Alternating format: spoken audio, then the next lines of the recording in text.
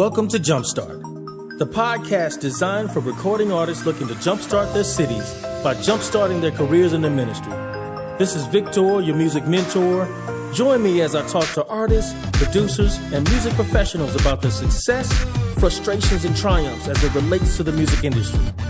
If you would like more information about the Jumpstart initiative, visit www.sanctifiedsound.org. Welcome to the podcast.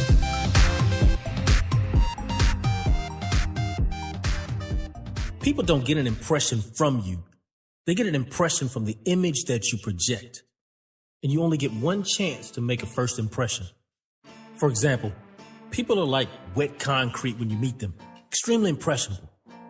We were with kids, we would see a sidewalk or driveway with wet concrete.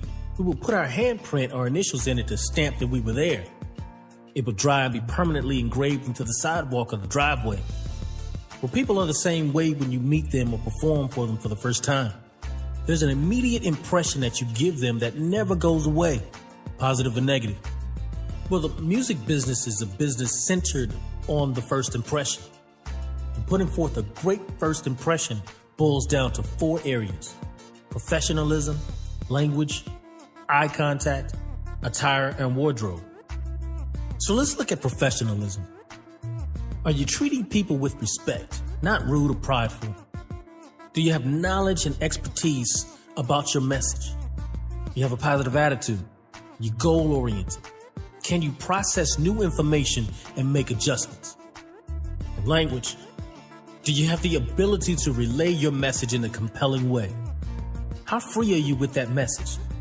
Not using slang or bad English, you know the terminology of your subject. The last thing you want to do is sound uneducated or uncultured. Do you listen to people? Because being too talkative is a sign of insecurity.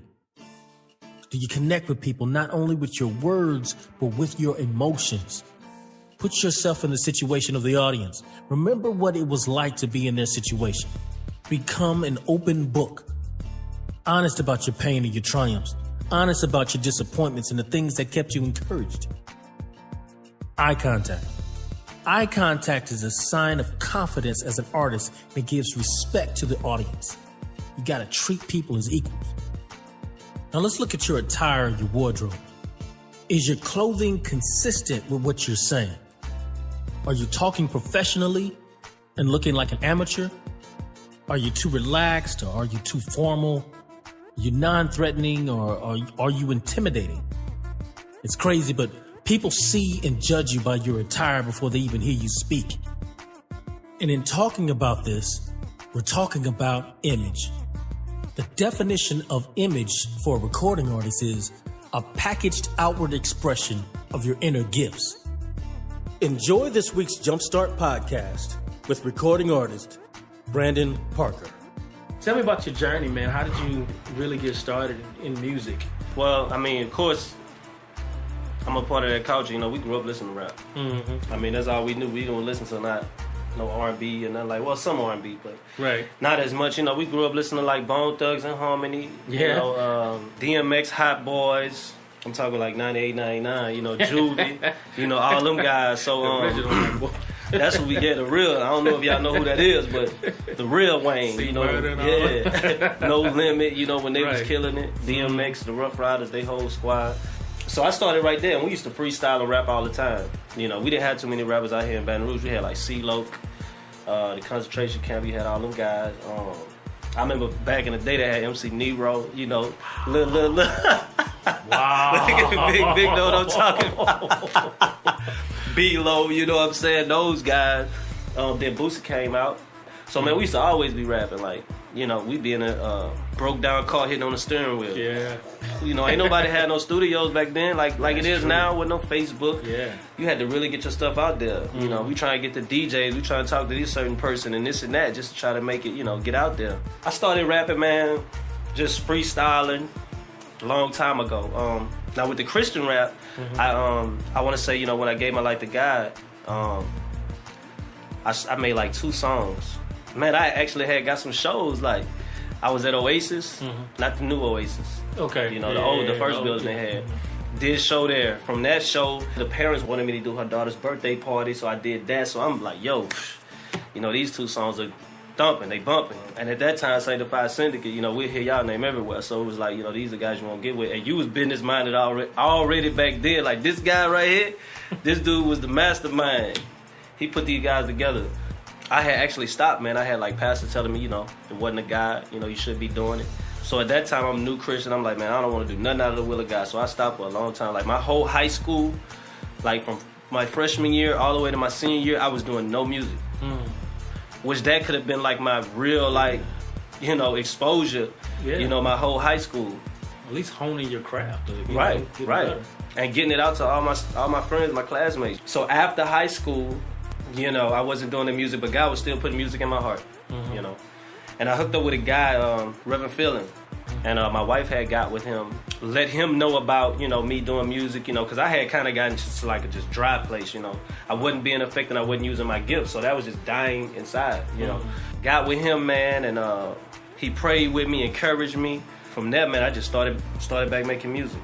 Yeah. Got with a group, my homeboys, and not too long after that, we hadn't even made a mixtape. We had made like a single, I think. We had made that up ourselves, the little CD with the little paper thing on the top. You know what I'm saying? Oh, you know yeah. what I'm saying? We did that ourselves. You know, we had to memorate this, put the paper on top. Stick it right through. Oh, man, this got stuck in my CD player. It did? Oh, man, we got to try to find something else to do. It's a blind. You know, yeah. Get a fork. So... You gotta get it out, man. We in there with the flat head. We got it for you, man. You know, so... we just had a single, and not too long after that, a door opened with Corey Hicks out of New Orleans. And he heard our music. Actually, he had only heard one of our group members. When he heard him, he was like, my homeboy told him, like, yo, man, I got a group. And then after that, you know, Corey was willing to sign everybody. He came down, heard the music, and that's when we got with him. And that's when I would say I really started to take it, you know, more serious. Because I got exposed to more, and I realized, like, Christian hip-hop was bigger than what I was seeing and what we knew it was. 2011 is when we signed with him. I just started my own label, like, last year. But me and Corey still, like... Still cool. Yeah, that's my brother. We still got, like, a lot of music that we talk about doing. We still do shows together. You know, we still connected. Like, it's really like my label is still the same. What's the name of your label? Narrow Way Records. Narrow Way. Tell me about the process of starting your own label. The process of that is basically, you know, get a name, you know, and after that you want to get an LLC or whatever. They have different type of, you can get a company, you can get, but the best thing to do, they say, is get an LLC. And basically what you do is, you know, you go down there and you basically get it registered. Once you get that registered, you get your LLC, and they give you this thing called an EIN number, EIN number. Right. And that's going to allow you to open up a bank account, a business account. Basically, you're separate from your business or your entity, unless you're like the sole proprietor. And what that does is, like, if you in debt in the label, you know, they can come get your regular stuff. Right. You That's know? if you don't have it. That's if you don't have it. If you don't have it. Right. Mm-hmm. Once you do that, man, that's basically it, man. And but it's still more in depth. Like, you know, they talk about, when I started, like, researching, like, they talk about, you know, having a business plan and, you know, having all of this stuff. But it's not really hard. Like, sometimes we make it hard, but it's not hard. Like, don't kill yourself when they say, oh, you got to write a business plan. Just come from your heart. What you think, you know? Yeah. Do your research, yeah. It's like the blueprint of a house. You know what I'm saying? I mean, it take a while to get the blueprint, how you want it. But take the time to do it. It's probably not going to end up, you know. Exactly. I mean, no house has ever landed exactly like the blueprint said it was. I mean, we got to the how. Why would you start your own label? I would say because one thing, I mean, if you're signed to someone else, you got stipulations on your creativity. So versus, like, if you go to a label and you say, yo, look, I'm thinking about doing this song, they'll be like, man, I ain't really feeling that one. So it's like, in my heart, I'm thinking, like, man, I put a lot of work in this song, you know, my heart is on this song. I got people telling me that this song is dope, but then you say, well, nah, man, I don't think we do this, we need to tweak it, da-da-da-da-da. So that's one thing. Second thing, financially, is that you could actually make more money having your own label. And you basically get to, you know, I guess you would say, you know, make your own rules, you know, work at your pace, make your own time, you know, different things like that. I think those are really, like, the advantages of having it. Yeah. You know, even if you just start one up for yourself, let's just say you're the only artist. Right. You know, you start it up for yourself. And it's just all the way good just for like Brandon. And if you do blow up and people start paying attention, you already have a label that you already own. So instead of you just signing it over to them, you could do like a partnership or some kind of distribution deal, different things like that. Right. But having a label is just a lot of groundwork for one person. Yeah. You know, it takes like, it could take 5 to 10 years. Yeah, they say it takes 10 years to become an overnight success. Right, before you even heard them. They've been grinding like 10 years before. Exactly. Wow. You think Jay-Z been doing it, you know, I mean, think about it. He was behind the shadow of Biggie for years. You know, even before that. I mean, it was just crazy how these people just came up. But labels saw their grind. They saw that they were doing what they were doing in the city, and it was like, hey, let me make money off these people. You know, so come on to this label. Come on, you know, do this and come on do that, because labels to me are banks. Yeah, they front you $10,000, you know, $100,000 or something like that to get your stuff done, but you can't make a penny until you pay that $100,000 back. Right, and that's 100% recoupable. Yep, that's how it was. It was like if we did like the mixing and the mastering, Corey would do all of that, the mixing and mastering. You know, he might shoot the videos, and you know, we'll travel and do different things like that. Like when you start selling your CDs, like you have to, your first amount of CDs or however much it costs to tally it up. Right. That gotta go to the label first. You know, so you just grinding, you having fun, you doing music. And I'm not gonna lie, bro, like doing music is fun. Like artists, I know, you know, you like the shows, you like the fame, you like the lights, and you know, when you're doing a lot of that and then it starts not to make sense financially, like the music actually kind of get like, wait, bro. Because once you do a certain amount of shows, like nothing impresses you no more. Yeah. You know what I mean? I'm not impressed by like doing you know, we in a joint, they got like 300 people, 400 people, or we doing like this big old 10,000, 5,000 people, you know, and stuff like that. Like when you leave that show and you go back home, you know what I'm saying? You take off your clothes, you cool, you know. You ain't fresh no more, you know what I'm saying? It's just like, yeah, man, we killed it. But that's all you can say. Yeah. But I'm telling you, when it starts to make sense financially, I don't know if y'all married or whatever, your wife gonna let you do more. You know what I'm saying? Like if you coming home, you know, and you're making the money and it's making sense that way, then it's like, yo, baby, go ahead. Right.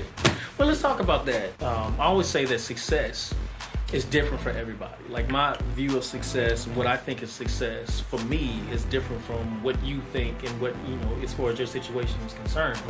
As far as you are concerned, it's your situation. What is success to you at this point in your life? This is how I feel. Like I'm 30 right now, and I still have a lot in me that I need to get out. Rather 2 people listen to it, rather 1 million people listen to it.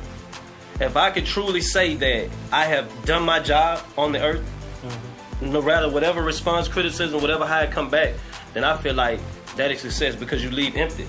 Yeah. You know what I mean? That's what I want to do. I want to leave empty. So to me, ultimately, like that is success to me. How far do you want to take the label? I don't know, man. I never really thought about it. Yeah. I never really thought about it, but this is my goal with the label. I want to be able to, of course, start out with myself, you know, and gain a lot of momentum to where I can create opportunities for other artists. Because I don't want to put an artist on now, because I can't really, I don't have nothing to offer. Can't sustain it. And I mean, a platform ain't nothing. I mean, it's something, but it's not. I mean, it depends on who the person is. A platform is just a platform. You know, that's all it is.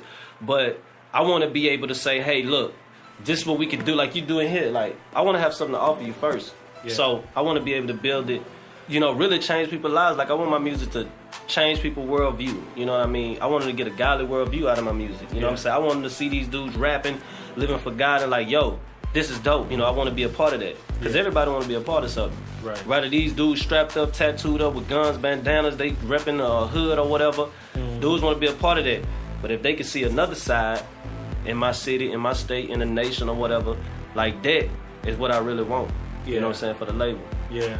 And obviously, you know, you really want to help artists succeed, you know, get to where they're trying to get to. What do you think some of the hang-ups that artists are facing nowadays? One of the things, consistency.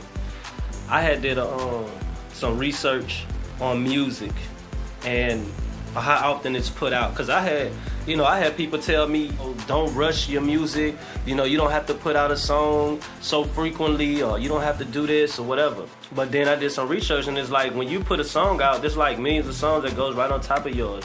If you download a song on SoundCloud or whatever, there's millions of songs that goes on top of that. So what makes you different, or what makes you, stand out? And it's really like consistency is one of the things. Not knowing how to promote. Like we talked about earlier, we talked about Facebook. Like that's only a percentage of your promotion. The face-to-face interaction with people is way better. When they can actually see the person and they can actually have an experience with you one-on-one. That changed the whole dynamic. Well, even that, like you rap with Corey Hicks, for years. What was the thing that really kind of helped y'all stay on top of the game? Everywhere y'all went, I mean, people knew who you were. Like, how do you... This is the thing with that. It was like we already had kind of like a blueprint from what Corey already did. So number one, we stayed relevant. In other words, what's new out. Even the rappers who was selling a lot, we watching them. Even appearance. Your appearance you gotta be relevant appearance wise. Yeah. You gotta be up to par, like with your bars, in your quality too. You don't have to be like Drake level quality, but you have to have quality music. Third is we were utilizing every outlet we could whenever we put a song out or like a project out, because we wasn't just putting singles out, and we had a team of artists. So it's like, okay, Corey, you go first, his album. So everybody gets behind his album, we push it. Then we do like a little tour. Then we'll say, okay, now we're going to do a compilation album, because the artists that were getting on the label, they needed momentum. So they had to hear us on the song with Corey. Right. Then we had to get producers that were known in Christian hip-hop. That had did songs with like Lecrae or, vice versa. So they like, okay, they going to listen to the song because T. Wilder made the beat. Right. Or we going to listen to the song because Tone Jones made the beat, or producers are important. Yeah. So producers and really like the touring and staying consistent. We did Corey album, compilation album. Then we'll do a video, crazy video. You know what I'm saying? Quality video. Then our album. So we were just like, okay, we're gonna do this month, and we had a plan. Like we'll look at the calendar. This is what we're gonna do. Wow. And it was just like, boom, one after another. And Pre-planned. the impact that you making at the time, as artists, we don't really be knowing who listen to our music. Right. Or when we leave a show, we gone. But we don't know that these people, we don't really know how many people we impacted. Bro, that stuff is piling up. So you have to stay consistent. The thing with that is that when you're dealing with a team of people, it's a lot of stuff that happen behind the scenes. People arguing with each other, different, people not agreeing on certain things. So you got to try to keep that thing together, man. Yeah. It was tough. But I would say those are how we really did it with Corey. Like, when it came to shows, we passing out flyers. Right. You know what I'm saying? When we doing videos, we out there, we passing out flyers. Corey had a church. Every time we have his church, Corey was doing outreaches. We doing that. We hooking up with people, going on mission trips, and just different things like that. Just like staying in the circle, staying in it. Because I'm telling you, when you stop, music is steady evolving. Yeah. You might not like where it's evolving to, but honestly, like, you have to evolve. Like, yeah.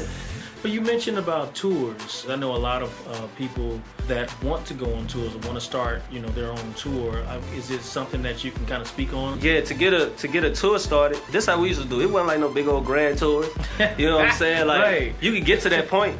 You see how we doing, like, Christian hip-hop is big. Like, you see how you doing, like, these little shows in your city? Like, they're doing that somewhere else. Yep. You just got to get there. You really have to get your music out there. I've heard stories of some of the guys that's real successful now. They gave their music away. They gave it out for free. They have like a little catch slogan, I heard Kevin Gates used to say like, here, man, here go my CD. If you don't like it, throw it away. D1, look at D1 now. Right. We know D1 used to be like leaving this stuff on your car. Yeah. You know what I'm saying? And like look at D1 now.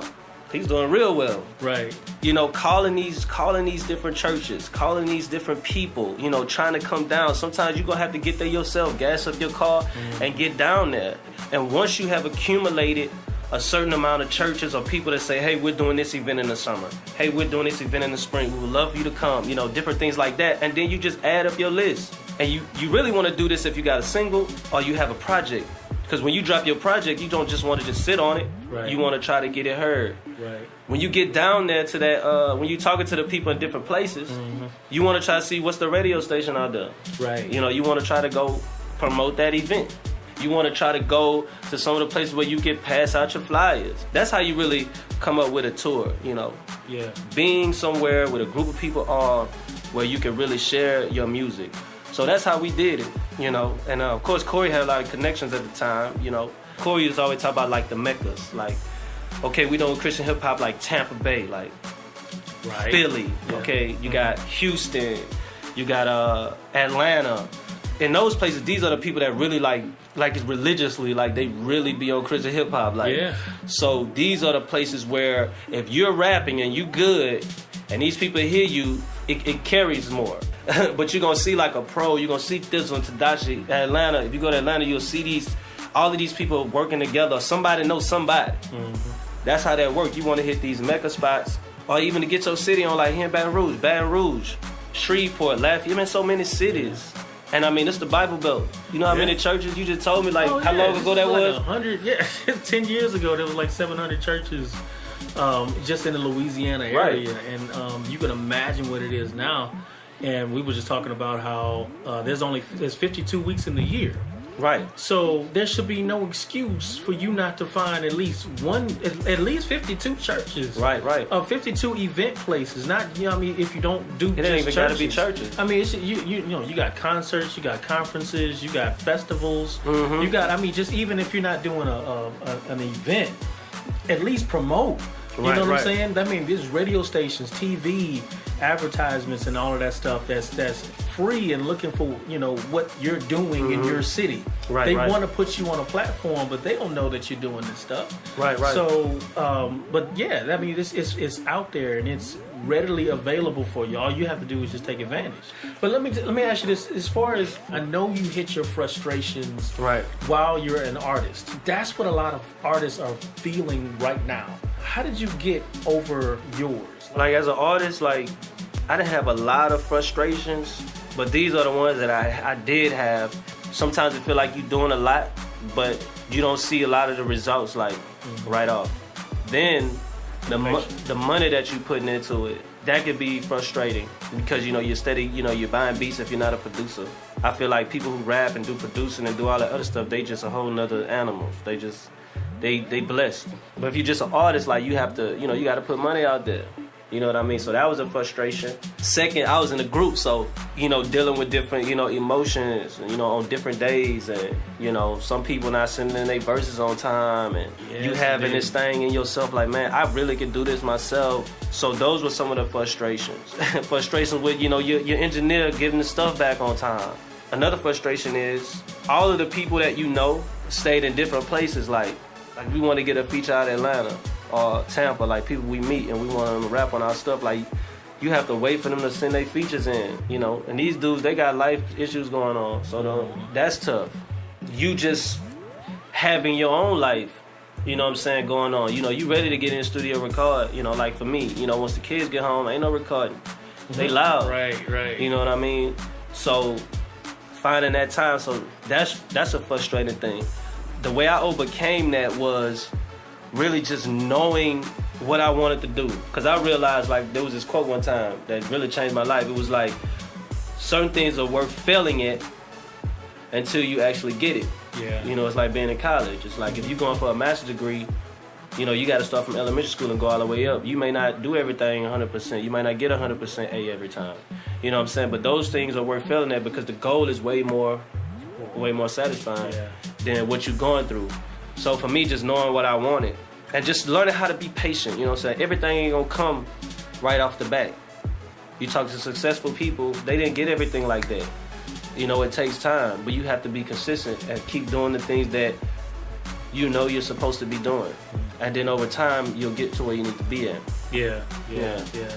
You know, one thing that I do know about doing it for so long is that you have to continue to evolve, you know, into the person that I always tell people, the person that you are right now will never be successful. Right. This person that you are will never amount to $1 million, but you have to become the person who can be that. And the way that you do that is you learn and you grow, you evolve, you go through different things, and you become a different person. Like everything that you learn changes you. Like you have kids, that changed you from the person that you were before. The person that you were before. Look at Steve Harvey. He was wearing the big hats with the long coats and everything. Yeah. That version of Steve Harvey would never amount to what he is now. Right. He had to change everything about him. He'll tell you himself. I saw an interview that he did, and he said that he had to change and evolve. And once he did that, he became who he is now. And learning and evolving and growing in your career, what are some of the how do you best learn and how do you best grow intellectually? I would say, like, of course you have to read. Don't be afraid to read about anything about music. Like if you do music or whatever it is you do, don't be afraid to read. Second, me being an artist, I look at other artists. I watch their shows. I watch how they do interviews. I watch a lot of different things about artists that are successful. Like what's making them successful. It may not be exactly like I have to do exactly what they did, but it's something about them that made them successful. I learned about trial and error. Trial and error sometimes. Just shooting for it. Going out there, getting out your comfort zone and doing something crazy. I know, right? So I learned about trial and error too. I had a lot of struggle just like with confidence, but I think as an artist, like over time you gain that confidence to where it's like not that you can't learn anything else from somebody else or learn a different flow or evolve into this different type of artist or whatever, but ultimately just be confident like who you are as an artist. Because I'm gonna tell you, you get on tracks with people, and a lot of people are like real talented. My advice is just to be you. You know what I mean? And then when you're around people that are maybe more lyrical or delivery's better, like you get better. Yeah, it's your associations and your connections. Right. And stuff like that. There's nothing wrong with just growing and learning from other people. Don't get so prideful to where you can't learn or you can't listen. Right. Be confident, but still be humble and learn from others. Yeah. Kind of like the process as far as your label is concerned, what you've learned from Corey. Right. Corey Hicks and just evolving and taking it to the next level because time changes. Right. The situations y'all were in back then are not the situations that's going on right now. This is a different time. It's a different era, and so you have to do things a little bit differently. But this is what I don't understand about some artists is that they don't use the old methods, the old grind, the stuff that worked, that still work, but coupling that with the stuff that's going on now, the new media coupled with the old media, if you use both of them, how can you not see? This is what the industry is doing.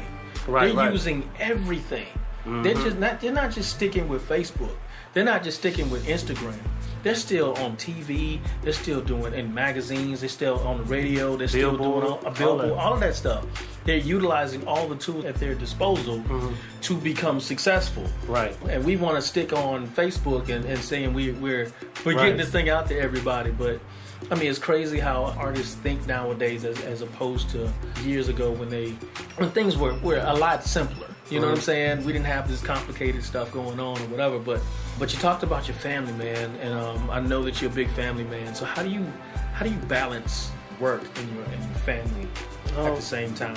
Like what's your I always tell people I'm still figuring it out. Like I did an interview with Will Addison. He asked me the same thing, and I told him, man, I'm still figuring that out. I balance it to where it's like I have to make sure that, like I said earlier, it has to make sense financially sometimes. Sometimes it don't. My wife, she's kind of more in now, like onto the vision of what I'm trying to do. So, she's more understanding now. And what I try to do, I have a job. I still have a 9 to 5, but I get off at a good time. Like my kids are at school, and then my wife is at work still. So when I get home, it's just me. That's my time where I'm really able to record. Vibe out, record. Get my ideas together and record. So 5 days a week I would do that. Well, I'm just getting back up and running. But I mean, when I didn't have my music, like I was like, it's crazy stuff because I just I couldn't come home and do music. You know what I'm saying? Right. I'm over here, I'm hanging out over here, I'm hanging out over there, I'm wasting time. Because my music was kind of like my outlet, my venting place. I kind of balance like that. And then on the weekends, of course, everybody's at home. sometimes my wife would take the kids and, go somewhere. If we doing shows, if it's like a show where it's not out of town, we don't have to bring everybody, then they probably would fall back and be at home. Mm-hmm. Some shows that we do out of town is like a whole family, big old outreach thing, so we bring everybody. Right. Sometimes we get a babysitter, my wife will go. But most time it's just me. I have somebody with me, accountability person. Mm-hmm. But other than that, man, shoot. Sometimes I get shows like, man, can you come tomorrow? Yeah, I know. Right? You gotta pack up and just go. Right. But that's how I kind of balance that, because it really could take up a lot of your time, and you can kind of feel like, because I mean, when we was with Corey, and of course Corey just be already doing a lot of stuff, so he sent us a whole bunch of like tour dates, and he was like, just make as many as you can. So we was actually doing shows like every weekend. Some of them I made, some of them I didn't, but I made maybe like 90% of them. And on top of that, I'm still making music. So I'm gone on the weekends. I'm coming home, during the weekdays, I'm doing music. You know what I'm saying? I'm in the studio. You know what I mean? Because I got a home studio. That's best for me. I got kind of busy. You know what I'm saying? Like, I'll be at home, but I'm not at home. You know what I mean? So I just had to learn how to balance that. I can't try to cram everything. Yeah. I got to take my time. But when I do have my time, like if I got an hour, it's like I'm working. Yeah. I'm making the most out of that hour. When I get off work, if I got like 4 hours, I'm making the most of that time. Right. I ain't answering the phone. It'd be tough. Right, and just staying consistent with that. I mean, that's the only way that you're gonna be successful. Right. Is just staying consistent, even with the little time that you have. Mm-hmm. A lot of people don't understand, and people don't talk about how billionaires have the same 24 hours that we do. Mm-hmm. They just utilizing a lot more opportunities than we are. Right. You know what I'm saying? Yeah. It's the same 24 hours. They human just like we are. Yep. The only thing that's different is they're taking advantage of those opportunities. They're not letting them slip by. We want to chill and watch Netflix and what I'm saying? I'm gonna take this time off. They ain't taking no time off. Watch the first 48. Right. That goes an hour, 2 hours out your day. Exactly. Right, and then you get something to eat. Let me take me a little nap, and then all of a sudden your time is gone. Yep. But utilizing every opportunity. Let me ask you this: what are you most passionate about, like right now in your career? I would say really getting the music heard. Like that's what I'm most passionate about. Because it is not just because I want to be this famous person, but I know that the music can actually help somebody. I know that the music can actually help change somebody. I know that the music can really like show a different side of hip hop. You know what I'm saying? Outside of what we've been hearing a lot in our city and a lot in the nation. Mm-hmm. You know what I'm saying? That's like my main goal. That's my passion. I hear you, man. I do definitely appreciate you taking time out of your busy schedule. I know with 5 kids, I mean, it's just like, it's always an adventure going on. Yep. Before you go, we kind of like to do this, what's called rapid fire questions. So, like Family Feud. Right? Yeah. All right. If you were like on a desert island, stuck on a desert island, and you have this one source that you can only take. This as far as books, magazines, whatever, television, internet, whatever. What is the one thing that you can't live without? Like your phone or whatever. I don't know what it is. Probably my phone. Your phone. Do everything with that. Yeah. Music on there. Call people. Yeah, you can record on your phone. I'm good. Yeah. Just anything. Right. On the island. Yeah. So if you have no constraints with money, time, location, what would your perfect day look like? Perfect day for me, if I had no constraints with money, have a fly ride, big enough. Gotta look right. For me and my family, if I had no constraints with money, we really help a lot of people, like, throughout that day. If I could go throughout a day and help like my grandfather, you know what I'm saying? Yeah. My auntie, by in my house, some of my uncles, you know what I'm saying? Like, bless them, see the smile on their face, just all through a run of a day. Me and my family at the table eating, we having fun, laughing, watching movies, cooling. Like, that'll be a perfect day for me. Yeah. That's all I need. That sounds beautiful, bro. What's the best advice you've ever received? Be yourself. You know what I mean? Don't live for people. You know what I mean? Like, you have to live your life. You have to run your own race. Mm-hmm. You know what I mean? In spite of like the outside distraction, the outside criticism, and the outside is to be yourself and express yourself. If you can go back and give your younger self advice, what would it be? I would say take advantage of your time and don't waste it. And I would tell them to strive for excellence because it's in you. Yeah. That's what I would tell them. Wow. That's good. Yeah, that's what I would tell them. On that vein, what is a piece of advice that you would give recording artists right now? Learn about the business. Don't just jump into it. Like, learn about the business side of the music. On top of that, when it comes to creating, always be creating. You don't have to be in the studio to be creating. You could be creating, sitting at your grandma's house when having a cookout. Just always be in the mind frame of creating. Always be in the mind frame of your business and your goal at all times. Like, be in the mind frame of your business. You never know who you'll meet and who people know. Yeah. How can people get in contact with you? Contact with me. Of course, social media. Instagram is Gservant1. Hit me up, comment, like. I'm going to comment back. Facebook, Brandon Gservant Parker. That's my personal Facebook page. My fan page is Gservant. You can hit me up on there. I'm always posting. You can also email me at gservant@longevitymusic.com. Longevity, LONGEVITY music.com. You can email me there. Also, Twitter, Gservant1. It's the same thing. That's basically how you can get in touch with me, man. So hit me up. Y'all know how to DM. Y'all know how to messenger. Y'all know how to email. You know how to tweet. So get at me. Yeah. But y'all be seeing a lot of me because we got a lot of stuff. I'm finna start a whole wave. Come on now. I'm ready for the next wave. Yes, sir. Yeah. Yes, sir. Yeah. Well, I'm not going to keep you waiting, man. I appreciate you, man. It's always a pleasure chopping it up with you, man. It's history right here, man. So it's good to see that you're still in the game, man. Yeah. The flood and all that stuff that happened back in 2016 ain't kick you out. It ain't change you or anything, man. Still the real brother I've always known, man. Yep. I appreciate you, bro.